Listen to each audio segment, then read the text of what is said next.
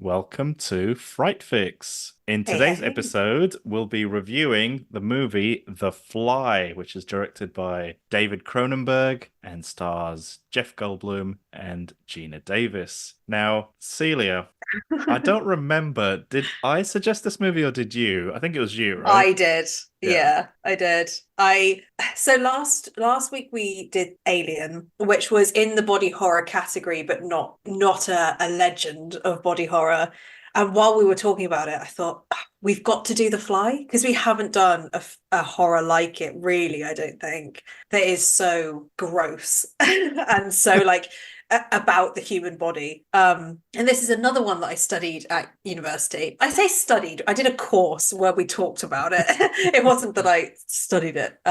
So you weren't going through it in fine detail with looking at all the Well, I mean, we intricacies and were, everything. but only for like a week, not for a whole semester or Oh, something. okay.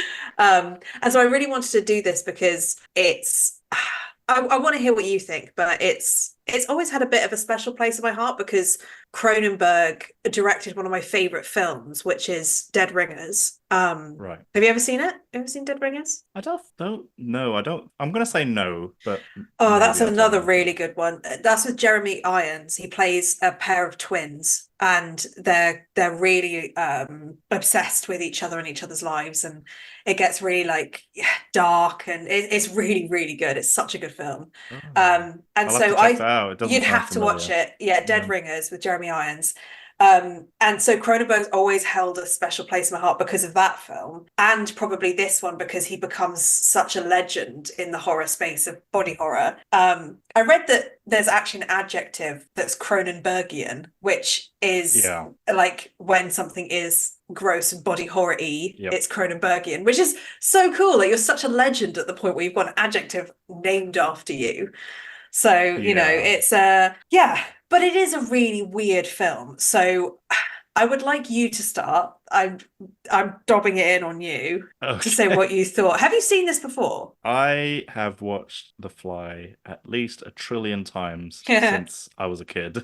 I first watched it when I was a child, so I must have watched it on TV. It always used to come on late at night, so so when I was at school, it was one of those movies that would always start at like 10 o'clock or something or 11 o'clock. It never came on like before 10. It was always a late night This movie. is And not a yeah, it's when the kids go to bed kind of oh film. yeah. Absolutely post watershed kind of Yeah. movie, and it was always on late on like Channel 4 or BBC or something. And every time it was on, like me and my dad would watch it every time. So it got to a point where even I would just watch it on my own. And there's so much in this movie that has like just burned into my memory and just stuck with me ever since. Yeah. I mean, just to kind of go back a step and just spoil it for everyone that look, this movie came out in like 1986, and if you've not watched it by now, whatever. But anyway, here's a spoiler of the plot. Basically, there's a scientist called Seth Brundle, I think his name Brundle, is. yeah. Brundle, yeah, Seth Brundle. Let's just call it. All right, so it's Jeff Goldblum plays him. I'm just going to call him Jeff Goldblum.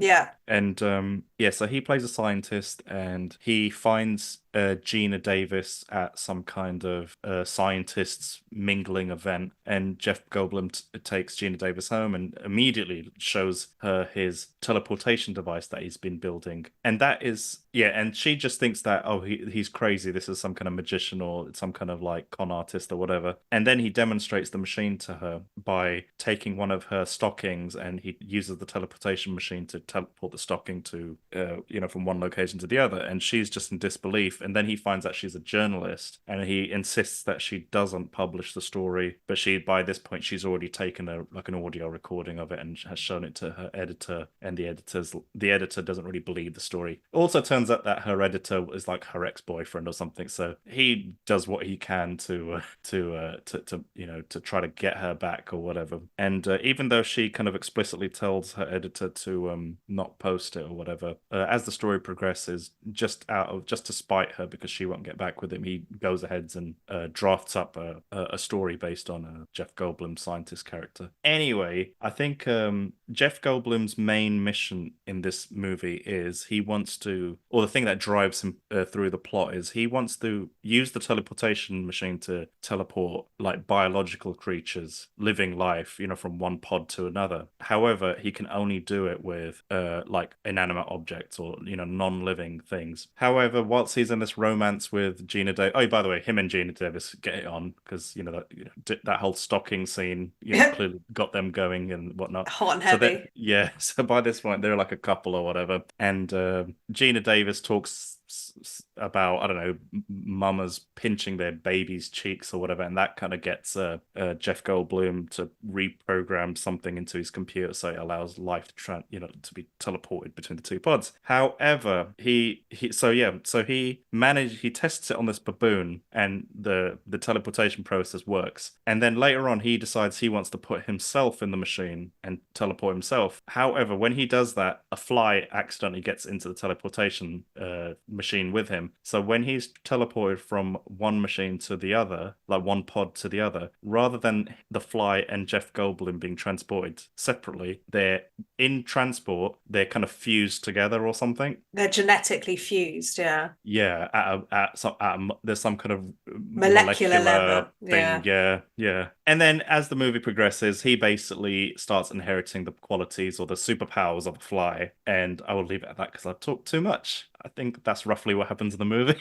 Yeah, I mean, that is exactly what happens in the movie. And as it goes on, it goes from like quite a science fiction film at the beginning, I think, as you've described, like, and actually almost a superhero film. Like this could have been a superhero film if it kept on that trajectory. That was one of my notes. It's like a superhero origin story. It is. When he especially when he starts to inherit the powers of the fly, like he's suddenly got these lightning quick reflexes, and he's strong, and he's it's like it just reminded me of Spider-Man, like when he gets like spider he's powers. discovering his powers, and he's like, oh, I feel great, like this is the I mean, I found the scene when he starts like getting his quote unquote powers really funny because it's so obviously a body double when he's doing like all the gymnastics stuff. It's like a much shorter guy. A much shorter guy with longer hair because it obviously has to cover his face. Well, and he's paler, and it's just like but he is he's a calisthenics king, doing all this stuff. And there's I couldn't help but laugh. There's a really funny scene where he starts doing gymnastics. Like he uses a pipe in his lab, and he starts like spinning around it, and Geena Davis is just watching him like, what is he doing? Yeah. But the whole scene is probably like 2 minutes long, and it's all in silence. Like there's no background music, there's nothing else going on. It's just watching the like incredible feats of Jeff Goldblum as he's swinging around and jumping on things, and it was just really funny to me. Yeah, but it could have gone that way. Yeah, because he suddenly becomes this kind of he's got he just can't get enough sugar. His sexual appetite has like quadrupled or whatever. Mm-hmm. So it's like he's got this excess energy that he just needs to get out. So if he's not sleeping with Geena Davis, he's doing gymnastics. Exactly. Or he's talking really fast and really loud. Yeah. But then what happens is he slowly starts to literally disintegrate as the fly becomes as he gets consumed by obviously the genetics of the fly, and he starts to come apart, and it is so gross. I don't get grossed out by a lot of things, but I did feel queasy watching this film. Like when he takes his fingernails off, and it's not just taking his fingernails off, they are pussy, and it is so gross. I don't know about you, but like I actually found this quite hard to stomach. And from a 1980s film, like that's crazy that it was so good. 1980s was the golden age of gory body horror. But I watch most films, and I'm like, I can clearly see that is, and even in this film, it's not real, but the way it's done is so disgusting and so like visceral that it does make you feel a little bit sick because you can't seem to separate the fact that this is a film to what's going on. You're just like cringing the whole time as it like his ear falls off, and like he's vomiting, and there's just pus everywhere, and it's like, oh, Oh Ooh, yeah, yeah. His gradual decline or transformation from a human into a fly is something that's stuck with me ever since. Like, especially as you described with the fingernails coming off, and yeah. even like the hair that comes out of his back, and all of that stuff. The vomit. So like he literally he starts to, much like a fly in real life. His vomit would uh kind of liquefy food. I mean, so flies use their vomit to liquefy food, so it's easy for them to like scoop up or snort up into their nose or mouth, whatever the hell that kind of thing that sticks out of their faces. And he does the same thing, but they've taken it up. They've dialed it to 11 in this film, where Hmm. his vomit or whatever it is like acidic. And there's even a scene where towards the end where he vomits on a person's hands and foot, and it literally melts the skin and Bubbles muscle and away. everything away, and you're just left with this bony stump at the end. I think it goes through some of the Yeah. bone as well. No, it literally, he Yeah. hasn't got anything left by the end. He's just handless and then footless. But in Yeah. it, yeah. I mean, it's one of those films where it's similar to Alien in a lot of ways, where it's ahead of its time and it really does do this body stuff really well. But I don't think I have ever seen a film that's this gory and makes me cringe this much. Like, we've seen so many slashers and so many pretty like rough films Yeah. where there's a lot of Violent blood films. and there's a lot of gore and a lot of violence and things, but nothing like this that's made me feel so ill. I think it's because it does it in a bit of a different way. Like how if you're watching like John Wick or I don't know any other kind of violent movie, I don't know what else is violent, like a modern film, like whatever. I don't know. Like this does it in a very different way where it's gross and like there's this. Obviously, he turns into this kind of if you Google pictures of what whoever's listening to this, Google pictures of what Jeff Goldblum turns into. He turns into this kind of zombie monster looking elephant man type Yeah. character. I mean times 10, and he's puking up stuff, and there's pus firing out of his fingers onto the mirror when he's looking in the Hmm. bathroom. Like it's just gross. It's like that snotty little kid in your classroom who's just gross. I don't know why I said that, but it took me back No, to school days a little you bit. you are right. It's somebody that you don't want to get near.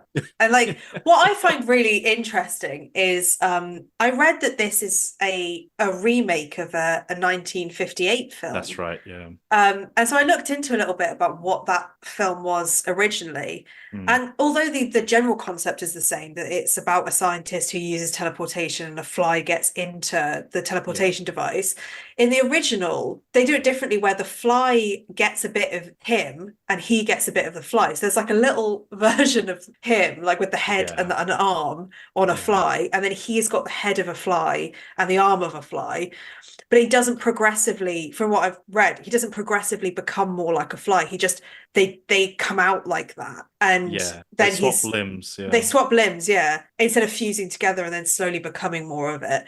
And so Cronenberg obviously made the decision to make it part of the narrative that he slowly becomes gross and slowly becomes, because the fly in the original one isn't gross. It's literally just a fly head. Obviously, the special effects back in that those days weren't going to be able to do much, but he was just a fly and there was none of that goriness, whereas Cronenberg took it in a different direction of like what would happen if he became slowly overwhelmed by the fly. And you feel really sorry for him because he starts thinking that he's made this brilliant breakthrough, and he has teleported himself. That is amazing.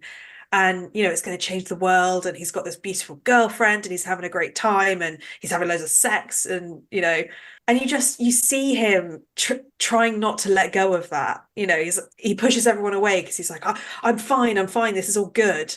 And then he gets to a point where he's so bad that he has to say to Geena Davis, I need help, I don't know what's wrong with me anymore. And it's like, oh, you do feel really sorry for him even if he is really grotesque. Yeah, yeah, because starts off as this kind of nerdy scientist who just kind of stays in and just focuses on his lab work, and then suddenly when he does do the teleportation, with the fly, obviously at the time he doesn't realize he's done it, but he gains this new kind of vigor for life, because he's Yeah. much stronger and faster and sharper than he was before. But then by the time that happens, obviously Geena Davis realizes something's up here, and he just starts thinking that she's against him, Yeah. and that she doesn't want him to, she's slowing him down. So then I think he tells her to get out, and then he just goes and out and gets another girl or whatever. And I think that by that point he kind of becomes a character that the audience kind of, I don't know, not quite hates or anything, but you can see that transformation into the villain type Yeah. character or He's certainly whatever. not likable. No, no. But yeah, there is this bit at the end, or not the end, or just by when the second act is finishing, where he starts to transform into the Fly, and he's at a point where he realizes there's no going back. Like he's really majorly messed up, and I think he can probably tell that his kind of he's turning into an animal. He's losing himself, and I think he calls Geena Davis for help or something. Sorry, I can't remember if I'm getting the order of this wrong, but there's one point where he tells Geena Davis and that she should leave because if she stays he will probably hurt her. And I Yeah. think that's kind of like his little redemption bit for me, where he realizes like there's no saving him, but if he tells Geena Davis to get out he can probably save her. Yeah. But then it all kind of goes to crap after that, because she realizes she discovers she's pregnant with his baby, Hmm. and she wants an abortion. Jeff Goldblum realizes, oh no, if the baby, if she gets the abortion, that's his legacy kind of dead, Yeah. and that's him dead, and that's any kind of humanity left in him is essentially dead. I mean, I won't go into that now, but there is a sequel to this movie called The Fly 2, which deals with Oh, that really? baby. Oh yeah, yeah, Really? yeah, Oh yeah, my yeah, yeah, God. yeah. But anyway, that's probably a conversation for another day. Yeah, well, I mean, you do feel for him in some points of the film, but I think by the end, like you say, he's lost so much of his humanity that obviously, spoiler, he dies at the end. It kind of, that's the only way this film could end. Like, he's not going to be able to have a normal life. No. And it doesn't, yeah, it doesn't leave you with a sense of satisfaction, like, oh, yeah, they managed to kill the bad guy, because he's not really a bad guy. But he is, in the end, the villain of the story because he does need to die for Geena to live. And so it kind of plays with your emotions a little bit. But I will say that I didn't find his character particularly likable throughout it. Like I didn't feel overly sorry for him because a lot of it was his own choice. I know it was an accident that he merged with the Fly, but he didn't take anybody's advice that he should wait and get the baboon tested Mm, before he uses the teleportation device on himself. Looking back, that wouldn't have actually made a difference because the baboon could have been completely healthy, yeah. but it was the fact that there was a fly in there that was the issue, not the teleportation itself. No, no. But I think it's one of my only critiques of the film. I mean, there's a few, but one of them is that and Geena Davis's character I didn't find particularly likable. I don't know, because she deceives him right from the beginning, and she could have just said, "Okay, I'm not going to use this recording," but she still does it, and Mm. it's just they're complicated characters, I suppose. Yeah, if anything, they're probably closer to real life than you'd probably expect. Like in most of these kind of like Hollywoody type movies, the hero is going to be like, yeah, the hero will be some kind of wisecracking wise ass, and Yeah. the woman will be some kind of virtuous whatever. But in here, they're all kind of in it for themselves. Like as you said, like Geena Davis is, I mean, beyond the kind of the looks or whatever, she is a reporter who is looking for the Mhm. story. She wants the story, which is probably how most reporters in real life probably are. I'm assuming. And Jeff Goldblum is this kind of crazy science. Oh, he's not crazy. He's just a very obsessed scientist that it doesn't really have any supervision, because he describes at the beginning. So I thought this was quite interesting how they kind of like waved away how he got the equipment and everything. How Mm. he works for this organization, and because his research or his work is so cheap, the organization doesn't really breathe down his neck about it. So Mm. and he says it doesn't matter, because any work he makes on this teleportation device will be owned by that company anyway, so they're not too fussed because he's cheap as well. And so he doesn't have any kind of peers working with him that can super. I mean, maybe it would have been a different story. I don't know if there was a other scientist working on this project with him, and then I don't know, maybe kills them or something because I recommend not Like get in his pursuing the way, work. because Yeah. he does say that he has engineers that work on on various parts of his machines, but they don't know the full story. So nobody has the blueprints. They just have the Yeah. parts. So he's worked in a way that makes him very isolated because he wants to keep it a secret, but that's also to his own detriment because it means he doesn't work with anyone. And Yeah. so, like you say, somebody could have stopped him, or it could have been a different story if he had somebody who knew what was going on, like, to help him through it. Yeah, I thought that was a stroke of genius how they kind of waved away how we Yeah. built the technology. Because surely, wait, he couldn't have built this on his own. Surely somebody would have manufactured these parts for him and all that. But the Yeah. way he discussed it, it kind of demonstrated that there was compartmentalization going on, where it's on a need to know basis. Yeah. One company produces the capacitors, one company does the tooling, or one company, so it's kind of. I thought that was actually very clever because I've not watched this movie in years, but when I was a child, I watched it like 100 times because it used to be on TV all the time. And but when I was a kid, I was only listening and watching the scary, like the Yeah, of monster moments. course. That's all I was Yeah. interested in, the transformation. But it's only now as an adult. It's weird watching it. I feel like I watched it as if I'd never seen it before. That's how it felt You like. saw it with fresh eyes. Yeah, yeah, Yeah. yeah. I think it's very well written. It's very tight as well because I looked at the timing. Like the first teleportation of this film happens before the 10-minute mark of this Yeah, it film. is. It really is. They keep, well, it's like 90 minutes, something like that. Yeah, it's like an hour and a half or something. Yeah, yeah, Yeah. And I think, but I do think that this film doesn't have too much of a plot to work with. Like realistically, in a few sentences, you could say there is this professor, he transports himself, a fly gets in there, and he slowly turns into a fly. And so I think it's good that they didn't drag it out, like you say, because there isn't that much filler that would be more interesting than what they use. You don't need to have any other characters in here. You don't need it to be a slower progression because it feels slow enough by itself. But also what's nice about it is how one minute you see him and he's really handsome and he's really muscular, and the next minute he's got a pockmarked face and like he looks really yeah, sweaty. And so you see that transition, you're like, oh, he really is starting to change in some way. And then obviously it becomes very obvious because, he's losing ears and stuff. Clearly, yeah. something has gone wrong. But, it's quite good that it has a bit of a pace to it because it overwhelms you and you think, oh my God, there's no stopping this. No, no, because like the actual look going into the movie, you kind of have an idea of what it's about, but the actual fly itself isn't introduced until like I think I noted 34 minutes into the movie. Yeah. And it was only then I realized, oh yeah, the movie's called The Fly. It's about this Yeah. fly. Like, yeah, yeah. And there's only like three actors in the entire movie or something. Yeah. Yeah. There isn't, unless you count the fly as well. But Yeah. yeah. But I And the also think, gynecologist, and who's the gynecologist played by in, David Cronenberg. is it? Yeah. I didn't know that. Oh, that is Yeah. funny. That was gross as well. She has a dream that she gives birth to a fly larva. Oof, that was Oh yeah, disgusting. that's stuck for me, yeah. But what I also appreciate about this film, and actually a bit more now that I know about the original film, as in he literally just turns into a fly in the old one, that he doesn't actually turn into a fly in any sense. Like he doesn't grow wings, he doesn't have like big eyes with loads of, Well, he at the turns end, it. at the very end, when he literally turns Oh into yeah, like well some kind of then yeah, right at the end he does. But for ages he's like this fleshy, gross humanoid thing. It takes a Hmm. long time for him to turn into an actual fly. I don't think he was ever gonna turn into a fly because there was a fusion between the fly and the human. Yeah. So he'd turn into this, well, as the movie says, a brundle fly. Yeah, Brundlefly.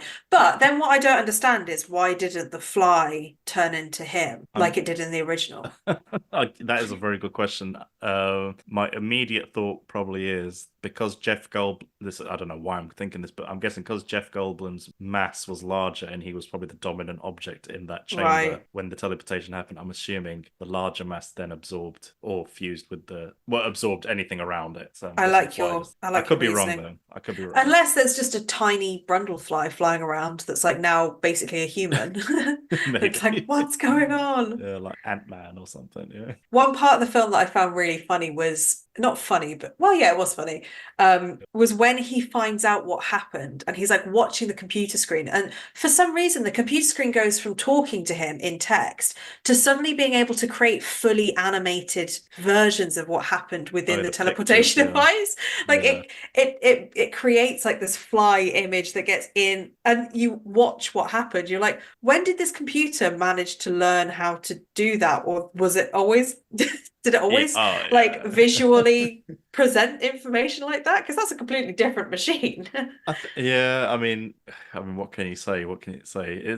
I mean, to be honest with you, I enjoyed that sequence, Yeah, it was good. and it was impressive. I mean, yeah, I wouldn't call it a plot hole, but I would call I think it was just a bit of wizardry and magic just to wow the Yeah, audience at the time and make them whatever. Because then, yeah, the computer seems to have voice recognition and yeah, all sorts of things and whatnot. And I mean, look, if you rewind it back even further, this is a movie about a guy turning into a man fly. yeah, Anything else beneath that or above it is just yeah.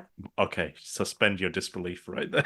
Yeah, you can't read too much into it. Although what I will say is that when reading about this film, there was a lot of deep meaning taken Hmm. from his kind of descent into the fly. You Yeah. probably read the same kind of things, but I found a quote that I think really sums up what people were saying. They say, "The fly was released at the dawn of the AIDS epidemic and was seen by Yeah. many as a metaphor for the disease.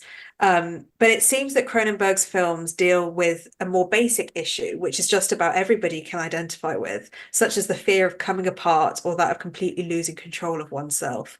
And I get that. You know, there's both sides of the Absolutely. coin. There's like it clearly speaks to the AIDS epidemic then, and you could even see it with like COVID now, where something has happened to somebody and they get to a point where they don't want anyone around them, they don't want to infect people, they don't like, you know, and they get isolated and things, you know, people's view of them change because of what they're going through. And so you can clearly see that there are connections between that. But even broader than that, I do think that it is like everybody is scared of losing our health in whatever way. Like Jeff Goldblum thinks he has cancer. That's what he thinks has happened to Hmm. him.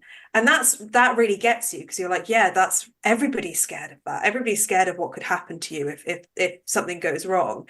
And so it does tap into a really kind of personal fear that everybody has of disease and of death and of things to happen in that way. And so although it is a film about a fly, a man turning into a fly, you can see parts of it where you're like, yeah, it speaks to something larger, whether or not that was the aim of the film or not. Yeah, I think I mean in conversations we've had before, I think basically anything with these any good horror movie has some kind of societal or a kind of personal message behind it that's just disguised with you know, horror and whatnot. Mm. It's normally, yeah, so it's normally some kind of deep-seated human fear that then gets some kind of not so a deep-seated human fear that's then personified in some kind of Yeah. way or manifesting some kind of, you know, hyper whatever way. So in this case it's the fly. But yeah, you're right. I think yeah, you're right. I read very similar things. So yeah, I think the movie primarily deals with diseases or terminal diseases, like whether it's cancer or whatever, Mm. and how, yeah. So I think you described it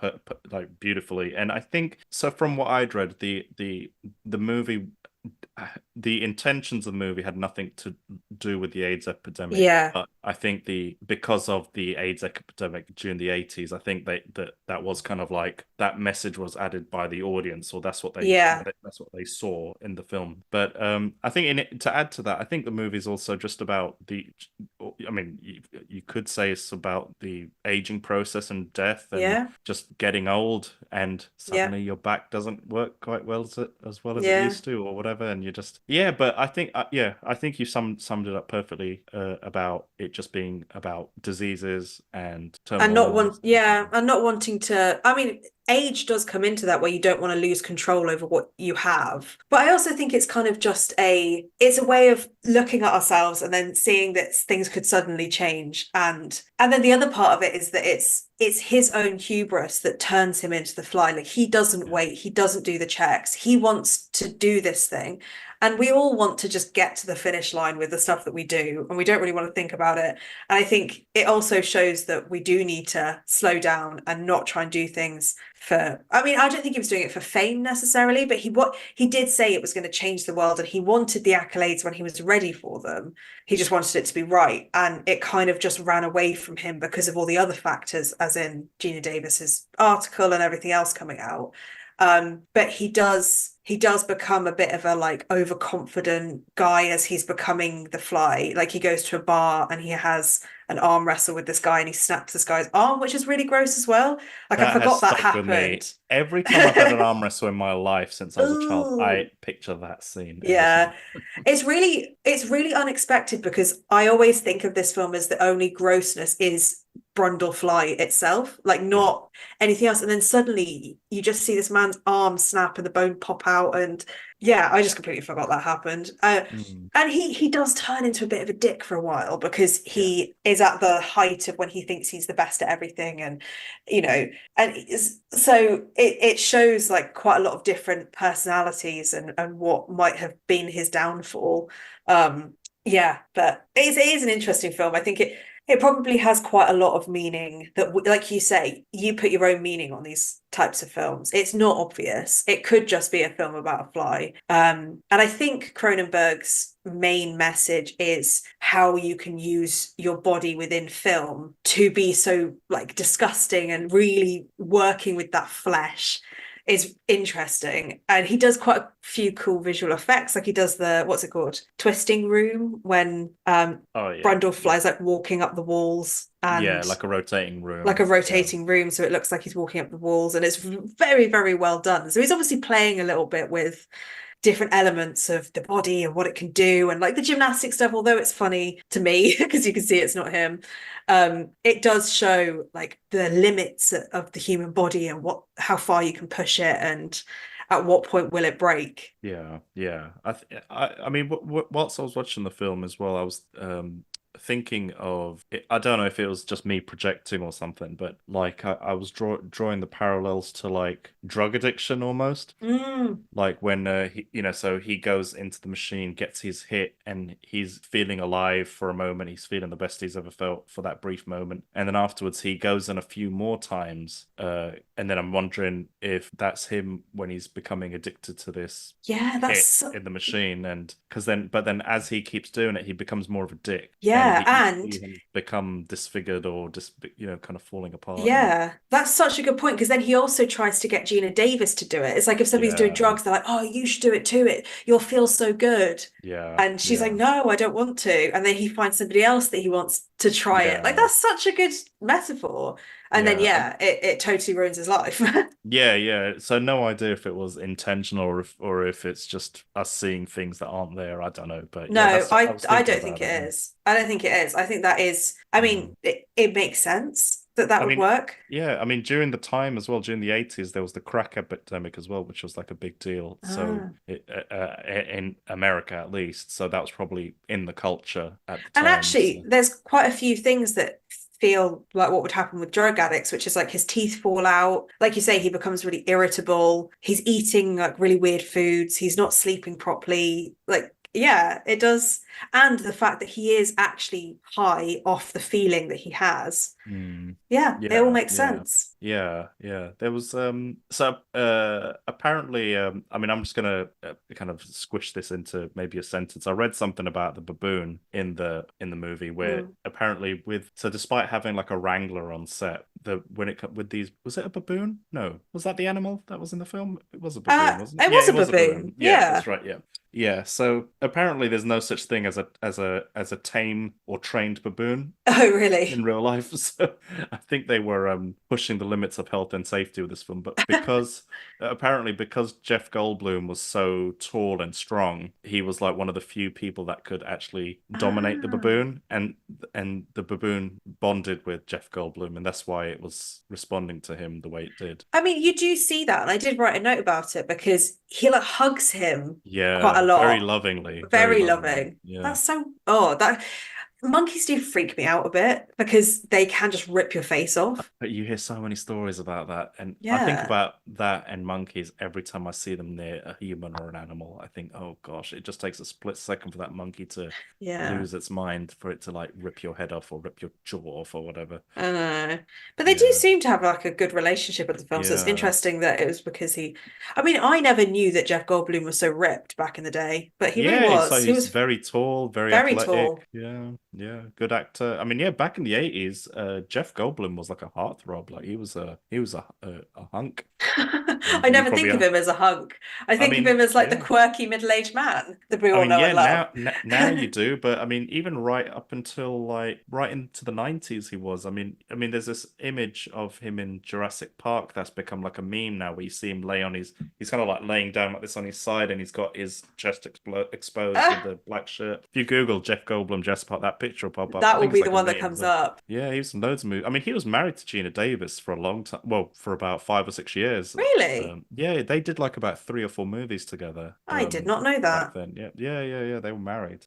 Were they married at the time? I believe maybe after. I don't Oh. know if I don't know. Maybe it was like 87 or something. I don't remember, but yeah, they were like a Hollywood couple for a while. I do love Geena Davis because I loved her in Beetlejuice and obviously Oh yeah, Thelma and she's in that. Louise. Yeah, yeah, Yeah. yeah, yeah, yeah. I don't think this movie is one of her best. I don't think it's one of her No. best performances, but I think she herself is like formidable. Like if you want to see her when she's like a proper badass, there's this movie called The Long Kiss Goodnight. Right. And it's from like 90, oh gosh, like 97, 98 or something like that. And she plays like this kind of action hero in there. And Oh. I think it's directed by Rennie Harlin, who she went on to marry. I don't know if they're probably not together anymore, but Yeah. yeah, he was like a big action movie director. Oh, maybe She, I'll watch that because I do like yeah, her. yeah, yeah. Actually, here's another bit of random trivia for you. Let me just double check something before I say something that's totally incorrect. Give me 2 seconds. Let me just Google it. Yeah, so her and Rennie Harlin, who were married, made this. So he directed her in a movie in the mid 90s called Cutthroat Island. And so at the time, it was like one of the most expensive movies ever made. And let me yeah, and it was a massive box office bomb, to the point where so Cutthroat Island was a pirate movie, and Mm. it was such a big flop to the point where Hollywood would not touch pirate movies for a long time Really? Pirates of the until Caribbean. Pirates of the Caribbean, almost Ah. just under 10 years later. So it's Wow, kind so of it did so badly that it just put everybody off for like a decade. yeah, But yeah, that's really yeah. embarrassing. Yeah, that was yeah. But I feel like you're right. I might be controversial in saying that I don't think the acting in general in this film is particularly good. There were some scenes that I felt were a bit wooden, or like I felt like I could hear them reading from a script. Not just Geena Davis, but like Jeff Goldblum as well. It sounded a little bit wooden. And I don't know whether it was just the pacing being a slightly older film and that I'm not used to it. But I've seen a fair number of these films. I've obviously seen this before. And maybe it's because, like you said, you've seen it enough times where you're looking at the details now. Like you're not looking at the film overall because you've seen it a lot. And then when I like really dug in, I was like, there were a few scenes there was like some slightly too long silences, and like there was a bit missing, but really not enough to even I make a can difference. I can totally see why you're saying that about the acting. It's not the best acting. I mean, Jeff Goldblum, I thought he had some good moments in the film, but yeah, it was good. It was serviceable, and I think Geena Davis probably needed a bit more time. I think she could have done a great job, like a fantastic job, but maybe I don't know if she was just misdirected or if the script wasn't that tight, or if Mm. I don't know, was she cast like really late in the process? I mean, I have no idea, but yeah, could have done with a bit more finessing or a bit more time to sit with the characters. But yeah, I don't know if you felt this, but I kind of couldn't help but draw parallels to Beauty and the Beast with this film. Mm. Like that editor, he's a douchebag from the beginning, and he just struck me as Gaston. Like, and Yeah. then by the end of it, he's the one leading the attack on the beast at the end, Yeah. or Brundlefly in this case, and Geena Davis is Belle, and the Fly, Mm. Jeff Goldblum is the Beast essentially. And it just felt like I wouldn't be surprised if in the studio meeting they said, okay, it's the Fly, but imagine the Beauty and the Beast story mixed with the Fly. And Yeah. that's kind of That the skeleton is kind of there almost. absolutely. you've got some great ideas for this one. I didn't even think of that, but you're right, because there's so many scenes where he's like, "Don't look at me, I'm hideous," which is what the Beast always says to Belle, Yeah. and she's trying to be there for him, but obviously he is actually hideous, whereas the Beast is not that gross. He's just an animal. But like even the bit where he comes in and he like picks her up out of the doctor's office and like takes her away, it's like it is very Disney princess in the most gross way possible, like saving the damsel kind of thing, even though she doesn't need to be saved. She's making her Oh own man, decision. that bit what reminded me of like King Kong, like Kong coming and Yeah. capturing Fay Ray and climbing up to the top of the building, and that's pretty much what they did. So it's Or the one of the Hunchback of visuals. Notre Dame as well, because like he kind of looks a little bit like him Yeah, and he does take her away. Like yeah, yeah, yeah. But yeah, I think you're right. There's this kind of, there's also a bit of a forbidden love thing going on because Geena Davis clearly still has feelings for Brundle, even when he is Brundlefly. She feels Mm, sorry for him. She's disgusted by him, but she never like, until he starts getting crazy, crazy angry and stuff, she doesn't let him go. And the douchebag guy is like, why are you still going there? Like all this yeah, stuff. And so there is that back and forward between them, and then the whole pregnancy thing becomes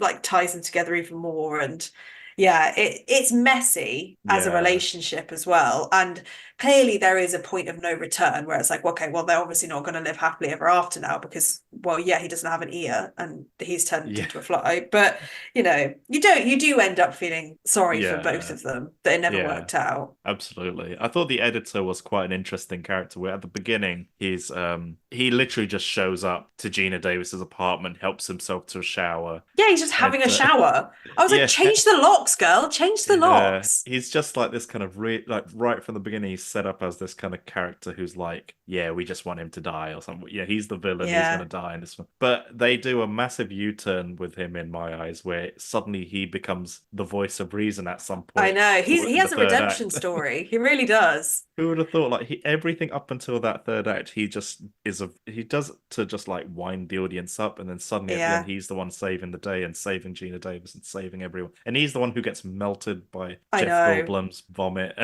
He does have a really bad go of it.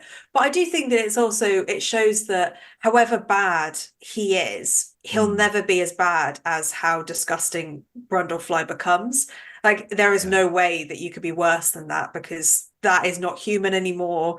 It's done. It's turned into the yeah. villain, absolutely. So even the worst of the humans could actually be the hero in the end. Yeah, yeah, yeah. Apparently there were a bunch of deleted scenes for this film. I don't, did you read up on any of those? No. Yeah, so apparently there was a scene where Jeff Goldblum does another teleportation, but it's with a cat and that baboon that Oh, on survived. purpose. I don't know if it was purpose, but yeah, so and then what happens is the baboon and the cat fuse and become like a cat baboon, and then Jeff Goldblum has to like beat it to death Oh. to survive or something. But I think that was taken out because it made Jeff Goldblum's character very unlikable due to him killing an animal or something. Yeah, that makes sense. And also, if that happened before he went in, it would make him be a bit of an idiot if he didn't check that there wasn't anything else in there. Because if that happened, he'd be like, well, clearly I have to make sure that nothing else Be is in there careful, with yeah. me. Because you could just say he just doesn't realize that he needs to be extra careful the first time. But if he's done it before, then That's true, yeah. Yeah, and apparently there's another scene where I don't know if this was filmed or if it was just written in the script, but there's a scene where Brundle climbs the outside of a building and then suddenly more limbs start emerging from his oh sides. And there's this other alternate ending where, so in the movie, Geena Davis gives birth and it's like a fly larva. yeah. There's another alternate ending where Geena Davis gives birth, and this time it's like a baby with butterfly wings. Oh, I think they had to film a bunch of happy endings for this film, and then they ended up just scrapping all the endings. but that's not even that happy. Like if I was born with butterfly wings, I'd be like, well, my life is ruined. No. There's just meant to be this other scene. I don't think it was filmed. Might have just been in the script where there's a homeless lady that screams at Brundlefly.